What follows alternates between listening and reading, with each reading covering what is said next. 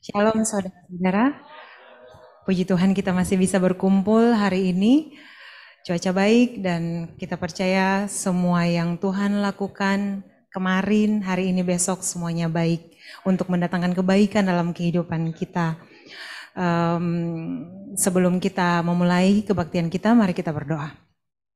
Bapa, kami mengucap syukur Tuhan karena Engkau sungguh luar biasa. Kami bisa berada di tempat ini Tuhan. Biarlah ini menjadi ucapan syukur kami Tuhan, bahwa Engkau selalu setia, Engkau selalu ada di setiap musim kehidupan kami. Engkau tidak pernah meninggalkan kami sedetik pun Tuhan. Biar ya Tuhan, di dalam pujian dan penyembahan kami, di dalamnya Tuhan firman yang akan kami renungkan bersama nanti Tuhan, membuat kami semakin ya Tuhan melihat akan kebesaran-Mu, membuat kami semakin mengenal akan Engkau. Biar kami ya Tuhan menjadi pribadi-pribadi ya Tuhan yang senantiasa mengucap syukur, bukan masalah ya Tuhan yang kami pandang, melainkan apa yang sudah Engkau selesaikan di kayu salib. Terima kasih Tuhan, kami sungguh mengucap syukur, kami terima kasih karunia-Mu, kami terima ya Tuhan penebusan-Mu, dan ini kami ya Tuhan hidup kami untuk ya Tuhan kemuliaan-Mu. Di dalam nama Tuhan Yesus Kristus, Roh Kudus menyertai kebaktian kami dari awal hingga akhir. Haleluya, amin.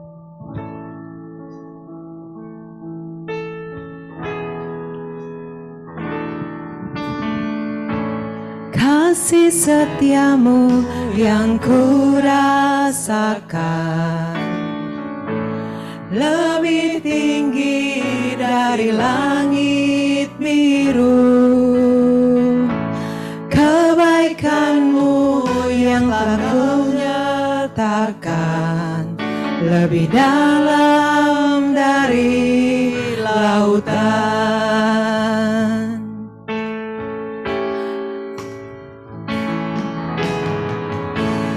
Berkat-Mu yang telah ku terima sempat membuatku terpesona. Apa yang tak pernah ku pikirkan, itu yang Kau sediakan bagiku. Siapakah aku ini Tuhan, jadi biji mata-Mu. Dengan apakah ku balas Tuhan, selain puji dan sembah Kau.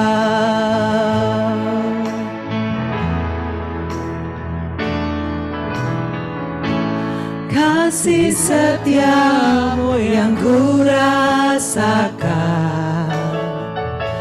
lebih tinggi dari langit biru. Kebaikan-Mu yang telah Kau nyatakan lebih dalam dari lautan. Siapakah aku ini Tuhan, jadi biji mata-Mu. Dengan apakah ku balas Tuhan, selain puji dan sembah Kau. Siapakah aku ini Tuhan, jadi biji mata-Mu. Dengan apakah ku balas Tuhan, selain puji dan sembah Kau. Selain puji dan sembah Kau, selain puji dan sembah Kau.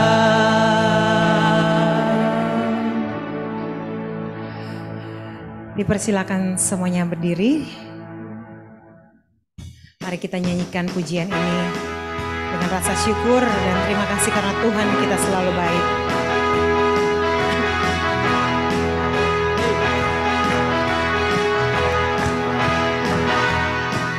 Tuhan Raja Maha Besar, mari datang menyembah Dia. Dia pencipta dunia ini, Dia membentuk gunung-gunung, kehadiratnya datanglah, nyanyi bersyukur padanya. Dengan bersuka bernyanyilah, Dia batu keselamatan, puji Dia Tuhan Raja Maha Besar.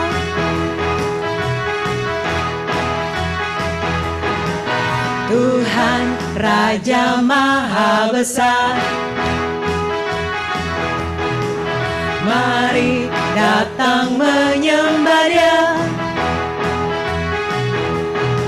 Dia pencipta dunia ini, Dia membentuk gunung-gunung, kehadiratnya datanglah, mari bersyukur padanya.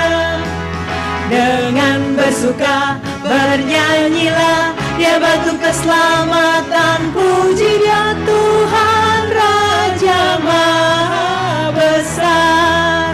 Tuhan Raja Maha Besar, Tuhan Raja Maha Besar, mari datang menyembah Dia. Dia pencipta dunia ini, Dia membentuk gunung-gunung, kehadiratnya datanglah, nyanyi bersyukur padanya. Dengan bersuka bernyanyilah, Dia batu keselamatan, puji Dia Tuhan Raja Maha Besar. Tuhan Raja Maha Besar, Tuhan Raja Maha Besar. Haleluya.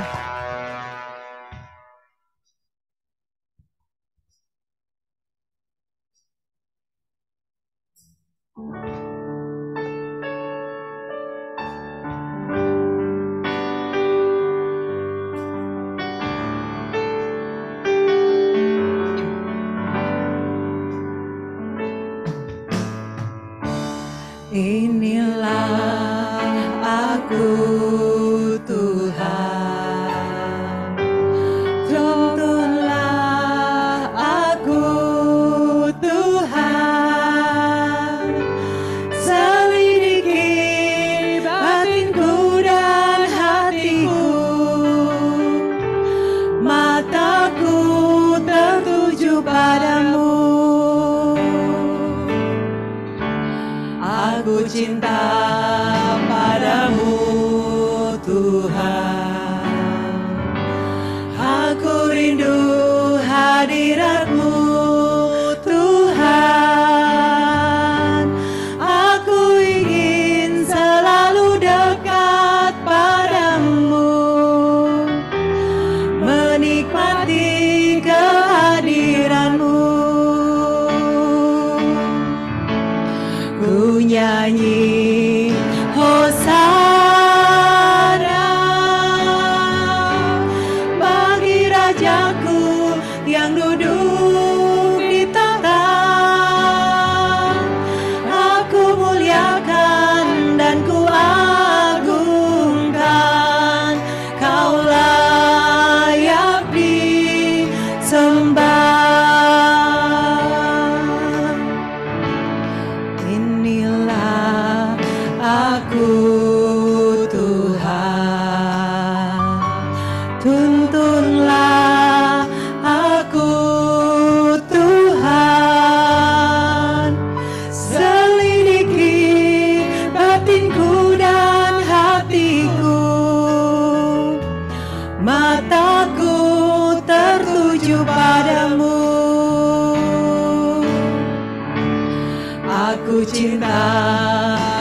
padamu Tuhan. Aku rindu hadirat-Mu Tuhan. Aku ingin selalu dekat padamu, menikmati kehadiran-Mu. Ku nyanyi Hosana bagi Rajaku yang duduk di tahta. Aku muliakan dan ku agungkan, Kau layak disembah.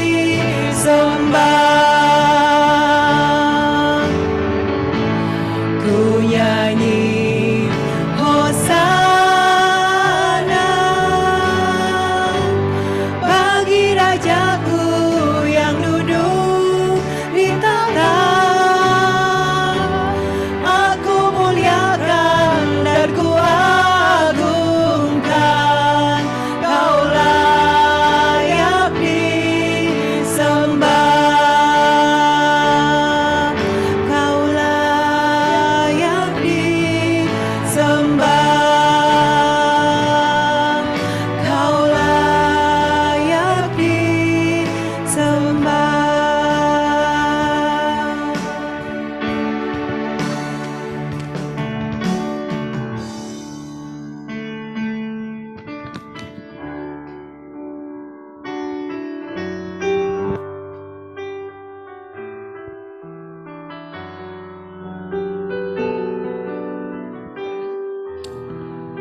Kami bersyukur untuk kehadiran-Mu di tengah-tengah kami. Pada waktu firman-Mu berkata, Tuhan, bila 2-3 orang berkumpul di dalam nama-Mu, dalam nama Yesus, Engkau hadir. Dan terima kasih bahwa Roh-Mu yang hidup menuntun kami ke tempat ini, bersama-sama untuk menghormati hadirat-Mu dan menerima kebenaran firman-Mu untuk hidup kami diubahkan. Kami berdoa pada hari ini ya Bapa, biarlah kiranya pikiran Kristus yang Kau nyatakan lewat firman-Mu akan disingkapkan oleh Roh Kudus sehingga kami bisa memahami akan Engkau dan kami bertumbuh pengenalan kami akan Engkau. Di dalam nama Tuhan Yesus Kristus kami berdoa dan mengucap syukur. Semua yang percaya berkata, amin. Haleluya. Berikan kemuliaan kepada Allah kita. Puji nama Tuhan. Silakan duduk saudara. Shalom. Selamat siang teman-teman sekalian, saudara-saudara yang dikasihi Tuhan Yesus Kristus. Pada hari ini sebagaimana jadi judul yang sudah diberikan, yaitu saya akan berbicara mengenai satu kebenaran firman Tuhan, a call to endure, dengan judul terjal namun indah. Bisa ditampilkan? Ya, thank you. Ya, tolong dibantu saja ya karena saya ngikut aja nanti. Saudara-saudara, perjalanan orang Kristen itu ibarat daki gunung. Jadi bukan perjalanan yang straight gitu ya. Enggak. Seperti pendakian gunung. Siapa yang pernah daki gunung? Suka daki gunung, trekking, atau kalau yang sampai mountain climbing kayaknya enggak semua ya di sini ya. Ya melibatkan skill soalnya. Kalau trekking kadang-kadang kita masih bisa jalan gitu sesuai dengan jalannya. Nah saudara-saudara, kalau kita naik gunung kan ada titik di mana kita excited. Ya semangat gitu ya. Tapi nanti gitu kalau udah tengah-tengah gitu ya. Udah membosankan kan. Apalagi plus keadaan yang mungkin jalannya udah makin sulit. Ada terjal atau mungkin licin. Atau kita sudah melihat adanya jurang-jurang yang makin lama makin dalam. Tetapi kalau kita lihat ke atasnya kok masih jauh. Gitu.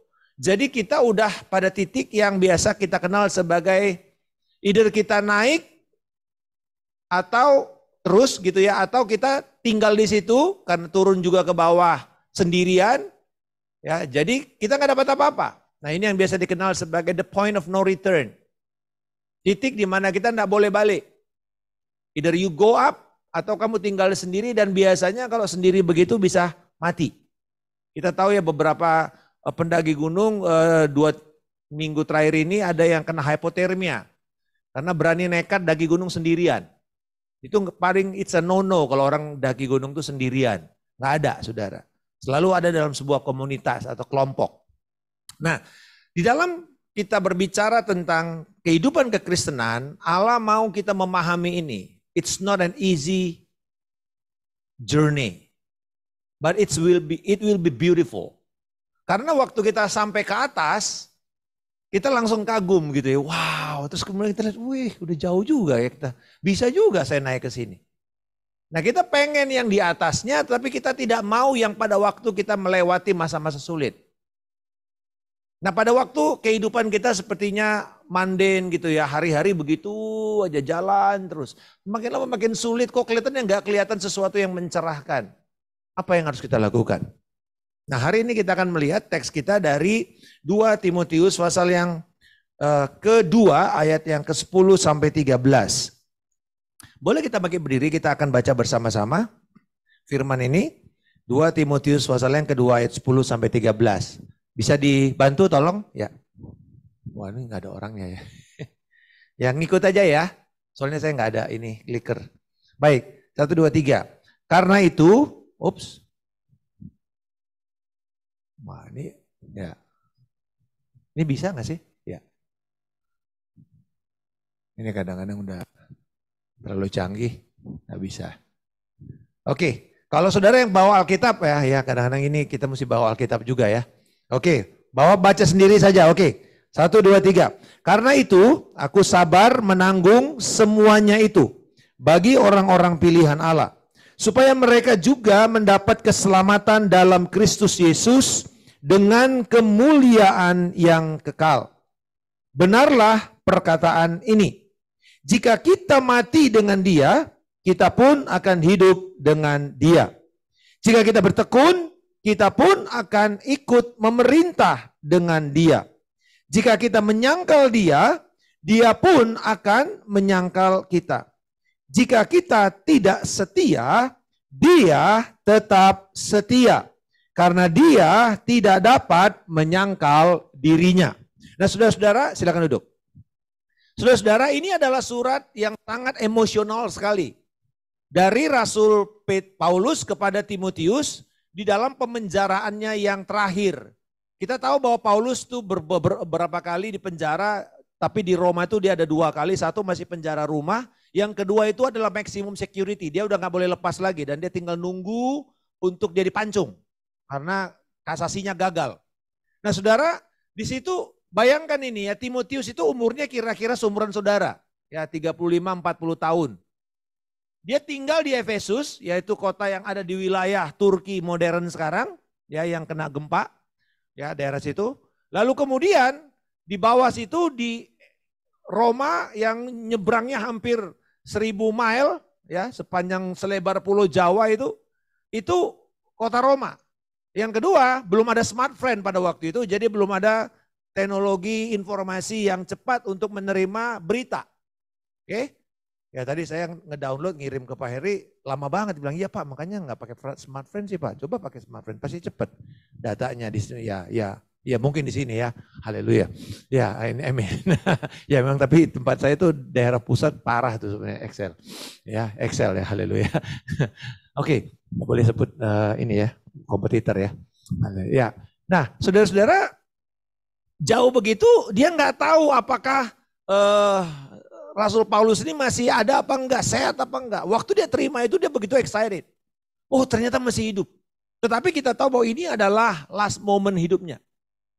Jadi begitu emosional sekali dia cerita tentang dirinya dan bagaimana dia berusaha untuk melanjutkan kepada orang-orang yang muda ini, baik itu Timotius, baik itu Lukas, baik itu Yohanes Markus, baik itu Filemon, Onesimus, dia begitu pribadi sekali. Titus ya begitu pribadi sekali.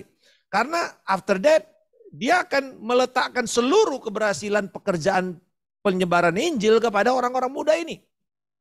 Dan kita tahu bahwa Timotius itu orang yang direkrut pada waktu dia berumur sekitar 13-14 tahun. Dalam perjalanannya ke Listra Derbe itu. Nah pada waktu dia menulis ini, pada pasal yang kedua dia bicara tentang the call to endure. Next slide. The call to endure. Itu panggilan untuk kita bisa bertahan. Slide berikutnya tolong. Ya, the call to endure. Nah, kenapa panggilan ini penuh? Dari kita tahu dia di atasnya itu ada perumpamaan atau bukan perumpamaan tapi ilustrasi ya, sebagai seorang prajurit, sebagai seorang petani dan sebagai seorang atlet. Jadi dia bicara itu, bagaimana kamu bisa bertahan. Lalu kemudian pasal yang ayat berikutnya dia bicara tentang Kristus, contoh Kristus. Lalu dari 10 sampai 13 dia memberikan perspektifnya tentang bagaimana menjadi seorang yang bertahan. Nah, kita lihat di ayat 10 ya, next slide. Dikatakan karena itu aku sabar. Dia pakai kata dasar hupemeno. Hupemeno itu adalah steadfast. Jadi bukan cuma sabar kayak sabar, bukan. Tapi bagaimana ketika saudara punya endurance ya, ketika saudara sudah dalam kondisi yang nggak tahu, nggak lihat sesuatu yang excited, nggak ada sesuatu yang kelihatannya menggairahkan, semuanya begitu saja datar, tapi saudara harus tetap bertahan dan tidak mundur. Itu yang kata hupemeno. Jadi di sini di atas segala keadaan yang ada, ya Anda mesti bertahan terus, walaupun gelap, keep walking. Itu ya, ini bukan iklannya Johnny Walker, oke? Keep walking. Nah, terus berjalan, terus bergerak, terus melakukan apa yang menjadi panggilanmu. Gitu kira-kira.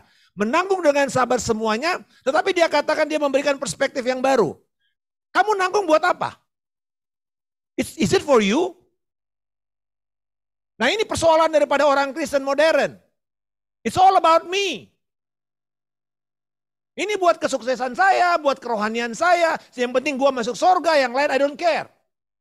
Tidak, saudara. Dia katakan kita menanggung semua itu demi orang lain. It's not about you, it's about God and His work. Gitu kira-kira. Dia bilang kepada semua orang-orang pilihan Allah. Kepada orang yang kamu layani. Kepada orang-orang yang akan mengikuti Kristus lewat pemberitaanmu. Kepada orang-orang yang ada di sekitarmu. Yang belum diselamatkan tetapi telah dipilih Allah untuk diselamatkan. Jadi alasan kita bertahan bukan untuk supaya kita masuk surga semata-mata. Tetapi untuk orang lain. Nah ini sesuatu yang aneh karena kadang-kadang kita berpikir ngapain gua susah-susah buat orang lain. Diri gua aja susah kok. Bapak Ibu, itulah kekristenan. Itulah yang membedakan kita dengan yang lain. Kita bukan cari selamat sendiri. Kita nggak berkorban hanya untuk diri kita sendiri. Atau untuk kalangan sendiri, saya paling kesel itu. Istilah untuk kalangan sendiri yang ada di bawah itu. Itu biasanya kan untuk hindarin pajak doang itu kan. Tapi saudara-saudara, kadang-kadang karena itu udah tertanam konsep untuk kalangan sendiri, kita nggak mau memberitakan Injil keluar. Kita nggak mau bertahan demi orang melihat bagaimana Kristus dinyatakan dalam hidup saya. Jadi a call to endure, it's not about you. Tetapi dikatakan untuk orang-orang pilihan Allah. Jadi slide berikut ini. Jadi saudara-saudara, ini pelajaran pertama kesimpulannya. Kesediaan kita sebagai hamba Tuhan, sebagai abdi-abdi Allah, sebagai anak-anak Tuhan adalah apa? Menanggung penderitaan demi tujuan kemuliaan Kristus. Tergenapi bagi orang-orang yang ada di sekitar kita. Jadi kalau kita orang tua, kita tahu bahwa apa yang saya kerjakan ini akan berdampak kepada anak saya. Kalau saudara orang yang sudah punya cucu, apa yang saya kerjakan ini harus punya dampak. Do I have to be perfect, to be impactful? Jawabannya enggak. Enggak harus. Dan kita tidak akan mungkin menjadi sempurna selama kita di dunia ini. Amin saudara. Tetapi kita bisa jadi dewasa. Nah ini kata sempurna di dalam terjemahan perjanjian baru itu sebenarnya bukan perfect dalam arti spotless. Tapi telios. Telios itu artinya to reach the end of your journey. Anda mencapai tujuan akhir perjalananmu. Itu artinya.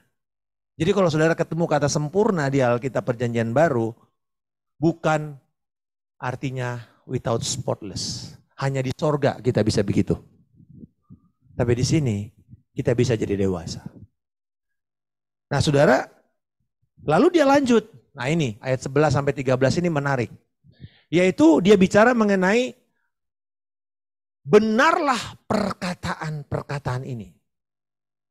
Ya, perkataan-perkataan ini. Dan ini ada yang mengatakan, ini apa Pak? Empat baris ini apa sebenarnya? Apakah ini sebuah paradoks karena ada kata jikalau, maka? Bukan. Ada yang bilang itu paradoks, ada yang bilang ya enggak. Tetapi ini pasti adalah sebuah kidung. Sebuah epigram. Sebuah himne. Himne apa Pak?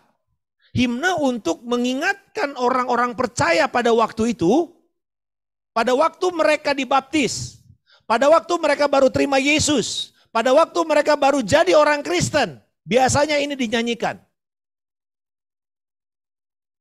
Salah satunya lagi himne itu adalah dikatakan bangkitlah engkau hai yang sudah tidur. Itu himne baptisan. Efesus pasal yang kelima ayat yang ke-16. Nah banyak himne-himne yang dikutip oleh Paulus yang ada pada waktu sebagai sebuah lagu tradisi bagi orang Kristen. Nah dia katakan benarlah perkataan ini saudara. Yaitu bagaimana menekankan kesetiaan mereka dalam menanggung kondisi-kondisi sulit dalam hidup mereka. Lalu Paulus memberikan perspektif waktu yang luar biasa. Nah ini yang kita belajar. 3 hal. Bagaimana kita melewati masa-masa terjal. Tetapi nanti bisa mencapai tujuan akhir kita. Yang pertama dia berbicara mengenai perspektif waktu. Masa lalu, masa sekarang, dan masa depan. Nah ini yang membedakan kekristenan dengan agama lain. Kekristenan selalu terikat dengan ruang waktu. Ya. Kenapa Alkitab kita itu bicara mengenai masa lalu? Kan ini sejarah. Fakta sejarah, betul? Nah, ada satu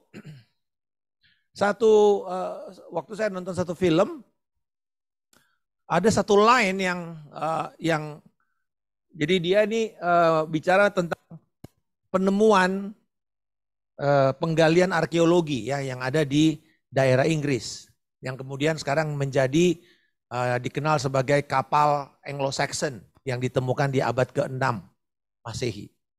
Nah, si ibu yang janda yang punya tanah ini, dia sebenarnya bilang, kenapa saya perlu harus menggali di sini capek-capek keluarin duit. Nah, si arkeolog, bukan arkeolog sebenarnya, dia dikenal sebagai ekskavator, menggali. Tetapi kemudian karena dia yang menemukan, karena dia nggak punya degree, akhirnya baru nanti bertahun-tahun British Museum mengakui akan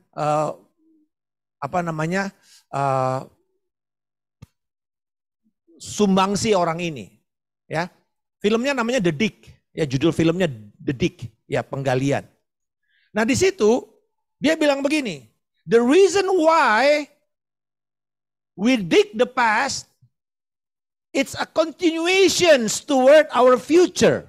Wow, saya bilang itu very biblical, karena itu yang Paulus katakan di dalam Roma pasal yang ke-14. Bahwa semua yang terjadi di masa lalu adalah pembelajaran buat kita supaya kita bisa bertindak benar sekarang ini. Pepatah Rusia bilang, kalau kamu tidak bisa lihat ke depan, matamu buta satu. Tapi kalau kamu tidak bisa lihat dari belakang, dari masa lalu, kamu buta dua-duanya. Nah persoalan Indonesia, kita tidak peduli dengan masa lalu. Coba lihat bahasa kita, ada nggak past tense? Ada nggak? Nggak ada. Paling cuma sudah, telah kan? Itu kan? Ada nggak kata kerjanya kita bisa bilang bahwa ini past tense? Oh ini future? Nggak ada. Tapi kalau kita lihat bahasa-bahasa yang menghargai, karena Inggris itu datangnya dari Latin, dari Ibrani, dari Yunani, ini bahasa yang sangat fokus melihat kepada jelas gitu, dari satu kata kerja orang udah tahu, ini orang rame, ini orang sendiri, ini orang pertama, ini orang ketiga, ini past tense, aorist, atau ini presence, atau ini future, ini imperatif, semuanya ketahuan. Hanya dari satu kata kerja, makanya kalau saudara baca Alkitab, try to read it in original language. Sekarang udah banyak, saudara bisa pakai Bible Hub, Interliner. Cuman saudara tahu aja kata kerjanya yang penting kalau dalam bahasa Yunani. Nah saudara, pada waktu Paulus bilang begini, dia pertama bicara mengenai masa lalu, sekarang, dan yang akan datang. Nah ini perspektif orang Kristen harus hidup dengan 3 perspektif waktu. Nah, yang pertama, dia bilang kenapa ini penting. Yang pertama dia bicara mengenai perspektif masa lalu. Ingat warisan rohanimu. Ingat warisan rohani Anda. Dia pakai kata peristiwa kelahiran baru yang terjadi di dalam ayat ini dikatakan coba sebelumnya ayat sebelumnya. Ya ini, jika kita, nah dia pakai kata sunapetanomen, itu artinya kita ini semua telah mati. Telah mati, tapi kan maksudnya masih hidup. Apa dia bicara? Dia bicara tentang apa? Ketika dia bilang kita semua telah mati. Dia bicara di dalam bersama dengan Kristus. Berarti dia sedang berbicara tentang Roma 6 ayat 23. Dia sedang berbicara tentang proses orang mati bersama Kristus, dibaptis bersama Kristus, bangkit bersama Kristus. Ini adalah langkah awal pada waktu kamu jadi orang percaya. Dia katakan, Timotius, in order for you to endure, kalau kamu mau bertahan, ingat apa yang terjadi di masa lalu. Kita pun akan hidup. Kalau kamu sudah bertobat lahir baru, kamu akan hidup kekal. No worries. Kamu gak usah khawatir. Our salvation is secure. Nah ini persoalan. Kalau saudara ngalamin masalah, lalu engkau tidak tahu apa yang terjadi di masa lalu, karya Kristus di masa lalu, pasti kamu akan murtad hari ini. Kalau ada satu hal yang Daud mengatakan berulang-ulang dalam lagunya, ada satu frase. Forget not his benefits. Janganlah lupa kebaikan Tuhan. Tahu apa yang Daud punya confidence waktu dia menghadapi Goliat? Dia nggak bicara tentang dirinya, tapi dia bicara tentang apa yang Tuhan kerjakan di masa lalu untuk dirinya. Dan berdasarkan kesetiaan Tuhan itu, dia bisa berdiri mengatakan, sekarang aku pun punya statement yang sama kepada kamu. Bapak Ibu, kita melihat ini, bagaimana kita harus tahu, next slide. Jadi kita bisa melihat warisan rohani yang Paulus ingatkan kepada Timotius di dalam ayat 3, ayat 5 di pasal pertama. Dia bicara tentang, Timotius ingat gak waktu kamu baru bertobat? Ingat gak mamamu Yunik dan nenekmu Louis yang kasih sama kamu kebenaran firman? Nah orang Yahudi itu karena bapaknya Timotius ini kan orang Yunani. Kemungkinan besar bukan orang percaya, bukan orang bertobat. Jadi dari mana Timotius itu punya warisan rohani untuk jadi hamba Tuhan? Dari mamanya, dari neneknya. Jangan jalur keyahudian itu datangnya dari jalur perempuan. Makanya saudara baca Yesus di silsilahnya dari atas lalu tiba-tiba anak Maria. Bukan anak Yusuf. Anak Maria. Artinya keaslian seorang Yahudi itu datangnya bukan dari bapaknya. Teman saya seorang anak rabi, dia bilang waktu bapaknya meninggal, ini ada kipanya, ini ada tulisan. Berduka, nama bapaknya, lalu nama neneknya, nenek perempuannya. Dia katakan, lu kenapa nama nenek perempuan Pak? Saya bilang sama teman saya ini. Karena kita cuma punya satu ibu, kita boleh punya banyak bapak, betul ya? Maksudnya begini, maksudnya bukan saya lihat ini, lalu kamu nikahnya sama banyak orang, bukan. Artinya kita kan cuma lahir satu kali kan dari perut seorang wanita kan. Tapi waktu bertumbuh bisa saja ibu kita ini kawin lagi. Tapi kan gak mungkin keturunannya, makanya bilang ada apa, saudara sebelah kan. Itu loh maksudnya. Jadi warisan rohani kamu juga sama. Ini kabar baik kepada kita para orang tua sampai nenek-nenek, dengar baik. Ada kesempatan kita bisa mengimpartasikan panggilan Allah kepada cucu-cucu kita. Kita bukan gak ada gunanya. Nah, ingat masa kamu dipanggil. Ingat warisan rohani kamu. Ingat janji-janji Allah pada kamu pada masa lalu. Yang kedua, kita bicara mengenai keadaan sekarang. Ya, mengingat warisan rohani kita menuntun kita kepada komitmen yang konsisten. Komitmen yang konsisten pada saat ini. Ya, menentukan keberhasilan kita. Dia katakan, dia sekarang berubah. Dia pakai kata kerja aktif present. Jika kita terus menerus bertekun. Ya. Continuing to endure. Terus menerus. Nah, kalau kata yang ditemukan di dalam bahasa Yunani ini, kata terus menerus biasanya itu adalah gaya hidup. Jadi misalnya kan ada kata carilah maka engkau akan mendapatkan. Ketuklah maka pintu akan dibukakan. Mintalah maka kamu akan diberi. Betul ya? Itu kalau itu dia pakai kata keep on knocking, keep on asking, keep on keep on asking, keep on knocking. Dan ini saudara artinya doa itu harus menjadi gaya hidup kita. Gitu. Nah, yang sama. Ternyata bertahan enduring hardship itu adalah sebuah gaya hidup orang Kristen. Itu bukan, ya kalau kita lagi kesulitan aja baru kita tunjukkan bahwa kita itu adalah orang yang bertahan. Enggak. Walaupun tidak ada masalah, kita harus punya ketahanan, semangat ketahanan di dalam hidup kita. Kalau kamu terus-menerus bertekun, kita pun akan hidup ikut memerintah dengan dia. Jadi dia bicara mengenai Yesus yang akan memerintah, tetapi juga berbicara mengenai kemenangan kamu hari ini. Kalau kamu terus bertahan, kamu akan menang di sini. Kamu akan tidak harus terintimidasi dengan kondisi rohani yang ada di sekitar kamu. Tetapi juga nanti ketika Yesus datang, lalu kemudian menegakkan kerajaan damainya di bumi ini 1000 tahun, kerajaan milenialnya 1000 tahun, mileniumnya 1000 tahun. Kamu akan memerintah bersama-sama. Kamu akan mendapatkan seturut dengan mahkota yang kamu terima selama kamu ada di sini. Jadi saudara, apa yang kita kerjakan hari ini didasarkan kepada prinsip masa lalu akan membuat kita berhasil. Makanya orang bilang selalu apa? Orang yang gak pernah belajar dari sejarah akan terkena kutukan sejarah. They will repeat the history by themselves. Kalau kamu gak pernah belajar dari sejarah, kamu akan terkena kutukan sejarah. Kamu mengulangi kesalahan yang sama. Jadi kalau kita tahu masa lalu kita, maka kemudian baik itu yang buruk ataupun yang baik, ketika yang baik maka kita teruskan, kita akan punya sebuah keyakinan, kita akan berhasil. Amin. Nah, next pada waktu itu dia bicara, jadi objek ketekunan kita apa? Objek ketekunan itu cuma satu. Kristus dan perjanjian yang kekal. Kenapa kita bertekun?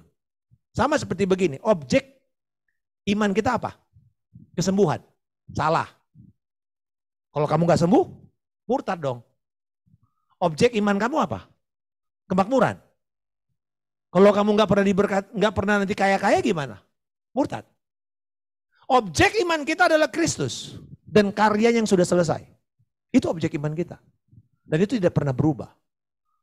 Maka sama, objek ketaatan dan kesetiaan saya adalah, atau objek ketekunan saya adalah kesetiaan Kristus kepada firman-Nya. Dia tidak pernah berubah dulu, sekarang, dan selama-lamanya. Jadi kenapa saya bertahan, Pak? Karena Kristus setia dengan firman-Nya. Berikan kemuliaan kepada kita, haleluya. Ini saudara, kalau saudara ngerti ini, kekristenan itu akan menjadi sangat-sangat menarik. Nah, lalu yang ketiga dari masa lalu, dia bicara tentang konsisten untuk bertahan sekarang. Kamu akan melihat nanti hasilnya. Lalu yang ketiga dia bicara mengenai the future tense. Slide berikut ini. Bahwa perspektif ke masa depan menjaga fokus kita untuk bertekun. Ternyata bagaimana saya keep focusing, Pak? Supaya saya nggak lihat kiri dan kanan lagi. Ke depan. To the future. Makanya orang Kristen itu selalu bicara mengenai hopeful future. Kenapa di dalam salah satu doktrin kekristenan, 10 doktrin yang paling penting adalah doktrin eskatologi. Doktrin akhir zaman. Kita nggak percaya film Terminator Bapak Ibu. Anihilisme. Semuanya musnah massal. Nggak ada. Jangan percaya bahwa, oh Pak, nanti seluruh dunia ini akan dikuasai oleh AI. Yesus nggak mati buat AI Bapak Ibu. Walaupun ChatGPT menolong saudara. Tapi Yesus tidak mati buat ini. Yang luar biasa, saudara, sehebat-hebatnya AI. The best computer engine, it's your brain. It's human. AI hanya di-run by chip. Human run by heart. Itu tidak dipunyai oleh AI. Ada film Robin Williams dulu, Sentinel Man. Orang umur sampai 200 orang. Dari robot kaleng bisa menjadi orang yang sangat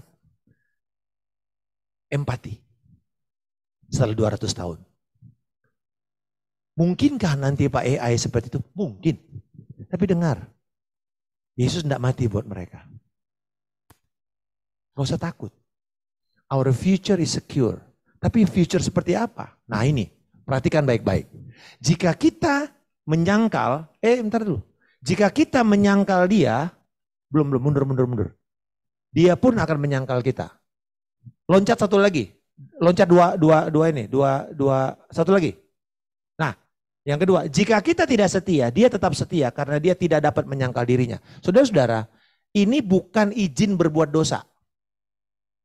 Oke? Bukan izin berbuat dosa. Ya udahlah, kalau gua nggak setia, dia akan tetap setia. No. Ini dia bicara mengenai kalau kamu gagal, selama kamu tidak murtad, kamu aman. Haleluya. Amin saudara. Ada orang ketakutan soalnya kehilangan keselamatannya. Kalau kamu ngerti keselamatan kamu itu secure, gak ada yang bisa ngambil. Pak, ayatnya di mana Pak? Oke, coba lihat tuh Yohanes 10. Ini Yesus yang ngomong, bukan saya. Yohanes 10, mari kita baca sama-sama. Slide berikut ini. Ya. Domba-dombaku mendengarkan suaraku. Dan aku mengenal mereka dan mereka mengikut. Oke. Dan aku memberikan hidup yang kekal. Oke. Kepada mereka dan mereka pasti tidak akan binasa. Katakan sama-sama pasti tidak binasa. Oke, ini jelas ya. Ini sebuah jaminan ya. Pasti tidak binasa. Oke. Apa? Sampai selama-lamanya. Abadi kan? Dan seorang pun tidak akan merebut mereka dari tanganku. Haleluya. Bapakku yang memberikan mereka kepadaku lebih besar daripada siapapun. Dan seorang pun tidak dapat merebut mereka dari tangan Bapa. Saya minta tolong satu orang. Sini. Mas, kamu agak gede ya. Mana yang lebih kecil saudara? Coba minta tolong lu, ada orang yang lebih kecil enggak? Itu yang kacamata kayaknya bisa lebih kecil enggak? Nah, iya ya, kamu yang ngeliat-liat gini bisa kamu yang. Ya, sini. Sebentar, cepet. Kita waktunya nggak lama. Oke, ini gede ya. Setuju nggak ini gede? Kurang ya. Oke lah. Kurang gede. Ih, kalah gede lo sama dia lo. Hah? Gedein dia lo ternyata. Ya udah lu deh jadi ininya. Oke, bayangkan ini. Dikatakan Bapa memberi kita kepada Yesus. Peluk beneran. Udah jangan takut ini pokoknya. Takut amat ini. Di sini kita kudus, oke? Rangkul bener. Nah, oke. Nah, sini Dek. Sini. Nah, oke. Ini agak gede kan? Oke. Nah, kalau ini Yesus, ini kita, ini setan. Oke. Nah, sini agak miring gini. Gini, kalau gini kan kelihatan nih dia punya bicep nih. Kencengin. Ya, tricepnya kelihatan. Oke. Nah, oke, sekarang kamu tugasnya poking dia. Poking apa aja lah pokoknya. Wah, ayo. Ya lu tugasnya cuma satu. Pegang erat-erat. Jangan sampai dia lepas. Oke, good. Ya, lu bisa keplakin kepalanya, apa, bisa, terserah apa aja, mumpung dikasih izin sama pendetanya. Oke, lu pokoknya, pegang kenceng. Coba tarik-tarik tangannya, tarik-tarik. Tarik-tarik. Tarik-tarik. Ya, putus ya. Oke, dengar baik. Ini yang dilakukan iblis sama kita setiap hari. Dia akan poke kita, dia akan provok kita setiap hari, bikin kita marah, bikin kita kesel, bikin kita bahkan mungkin dipukulin. Sakit, bangkrut, didakwa palsu, mungkin di kantor kamu diomongin, ada politik kantor yang membuat kamu tersingkir. Diparkir di tempatnya di mana yang jauh sana, nggak jelas kapan ada promosi. Dia akan lakukan semuanya seperti Ayub. Tapi ada satu jaminan Yesus di sini. Tidak ada satu yang bisa mengambil kamu dari tangan Yesus Kristus. Berikan kemuliaan kepada kita.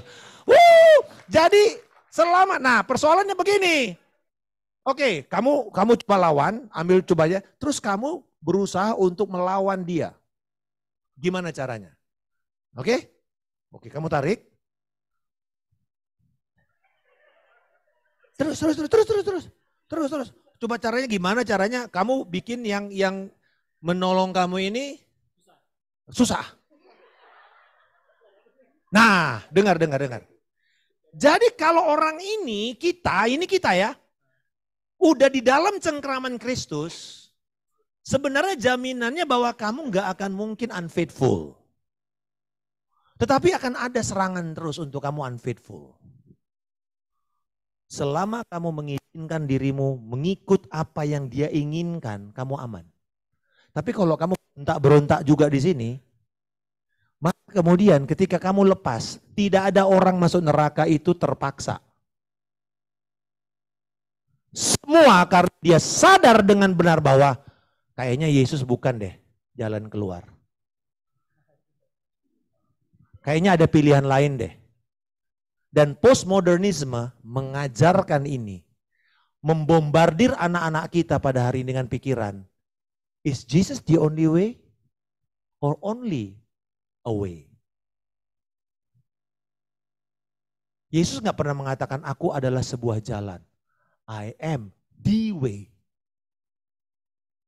Dia pakai kata ho di situ. Jalan itu bukan yang lain. Jadi Bapak Ibu, kalau hari ini Yesus sudah memenggang kita, tidak ada satu yang dapat merebut mereka dari Bapa. Berikan kemuliaan. Thank you semuanya teman-teman. Saya tutup dengan ini.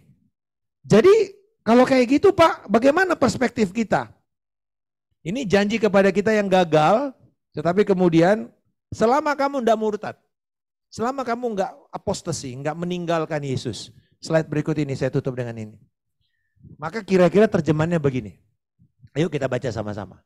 Tetapi jika kita kurang setia, menanggung kesengsaraan, kita akan kehilangan upah. Tetapi karena kesetiaannya terhadap perjanjiannya, kita akan diselamatkan. Karena ia tidak bisa menyangkal diri.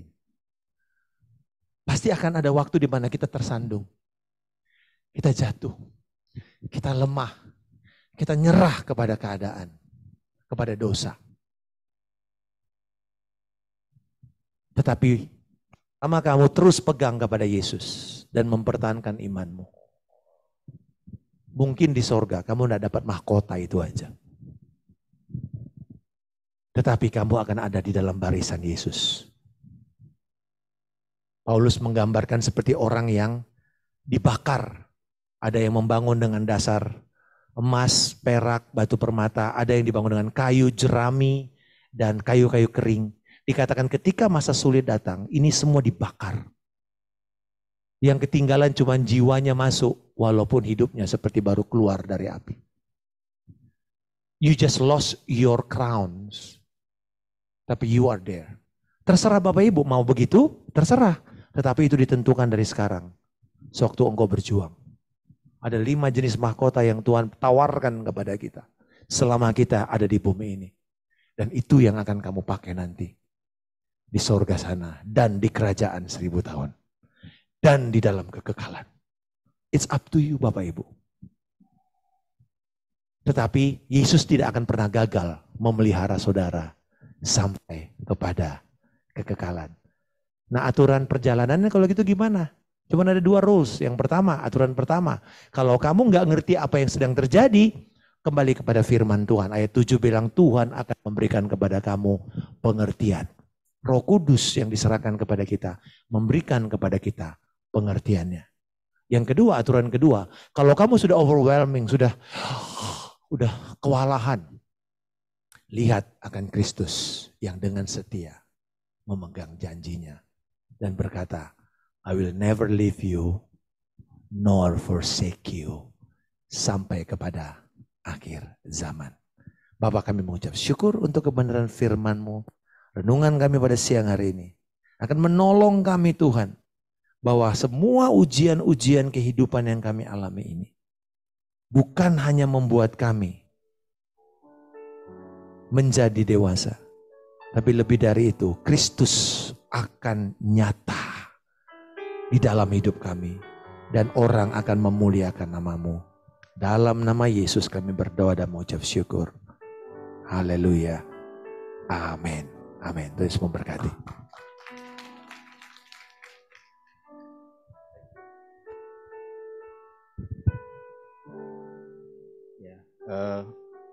Ibadah Jumat kita hari ini kita sudah dilayani oleh Bapak Pendeta Markus Simanjuntak. Kami mewakili dari teman-teman PD Immanuel Smafren. Bapak, kami mengucapkan banyak terima kasih untuk pelayanan Bapak. Kiranya pelayanan Bapak terus diberkati Tuhan, semakin lebih lagi. Terima kasih. Kita diingatkan, mari kita komitmen lagi hari ini bahwa kita harus setia terus sama Tuhan Yesus. Karena banyak orang meninggalkan kita, tapi Tuhan tidak pernah meninggalkan kita. Amin. Ya, nanti sebelum kita menutup ibadah kita, nanti akan ada doa syafaat dengan Pak Agustinus ya. Nanti persembahan juga bisa diberikan di pintu keluar, dan nanti ada snack makanan yang akan diberikan panitia kepada segenap jemaat yang hadir di tempat ini. Saya persilakan Bapak Agustinus, nanti diakhiri dengan doa berkat dari Pak Pendeta ya Pak. Ya.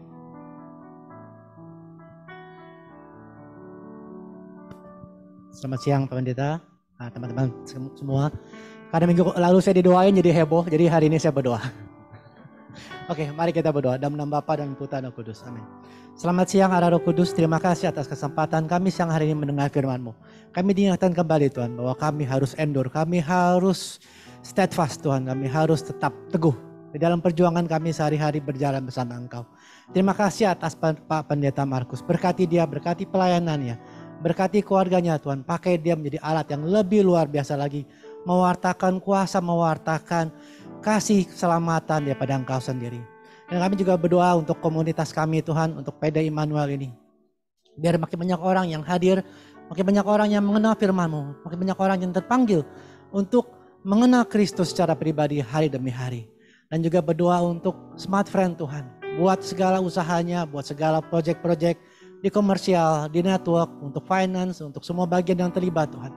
Kau berikan jalan, Kau berikan kami keberhasilan, keberuntungan ya Bapa. Sehingga apa yang kami perbuat boleh menjadi berkat bagi kami, bagi komunitas, bagi masyarakat, bagi bangsa Indonesia. Terima kasih ya Bapa. Kami bawa juga kota, negara, dan bangsa Indonesia kami tercinta ini Tuhan. Di tahun persiapan untuk tahun depan pemilu Tuhan, biar segala sesuatu boleh berjalan dengan baik, segala sesuatu tetap boleh aman. Di saat juga banyak bencana Tuhan di dunia, di Indonesia juga Tuhan, mungkin ada gempa, ada banjir. Tuhan tolong anak-anak-Mu ini Tuhan. Biar kami juga boleh dihindarkan, dan saat kami terhindar, boleh kami juga membantu mereka Tuhan yang mungkin dalam bencana. Terima kasih ya Tuhan, ini doa kami hanya naikkan kepadamu di dalam nama Tuhan dan pengantara kami, Yesus Kristus. Amin. Dalam nama Bapa dan Putra dan Kudus. Amin. Mari kita bangkit berdiri Bapak Ibu. Kita akan terima doa untuk mengutus saudara kembali pada pekerjaan saudara dan keluarga serta komunitas, dan menjadi agen pengharapan untuk melampaskan karya Kristus kepada dunia ini. Dan terimalah berkat Tuhan. Mari kita arahkan hati dan pikiran kita serta tangan kita kepada Tuhan, dan terimalah berkat Tuhan. Tuhan yang memberkati engkau dan Tuhan yang melindungi serta memelihara engkau. Tuhan akan membuat wajahnya senantiasa bersinar atas engkau dan memberikan engkau damai sejahteranya yang melampaui segala akal dan pikiran. Tuhan menghadapkan wajahnya untuk menjawab setiap doa permohonan yang kau naikkan seturut dengan iman dan firman. Kebenaran, sukacita, dan damai sejahtera Roh Kudus penuh dan melimpah dalam hidupmu. Kasih karunia dari Allah Bapa, cinta kasih dari Tuhan kita Yesus Kristus, persekutuan yang indah, erat dan manis dengan Roh Kudus, memelihara engkau dari hari ini sampai Tuhan Yesus Kristus datang menjemput kita di awan kemuliaan dan membawa kita memerintah dalam kerajaan damai-Nya hingga kekal selama-lamanya. Di dalam nama Tuhan Yesus Kristus kami telah berdoa dan mengucap syukur, semua yang percaya berkata amin. Bapa terima kasih. Bapa terima kasih. Bapa terima kasih. Bapa di dalam surga, ku berterima kasih.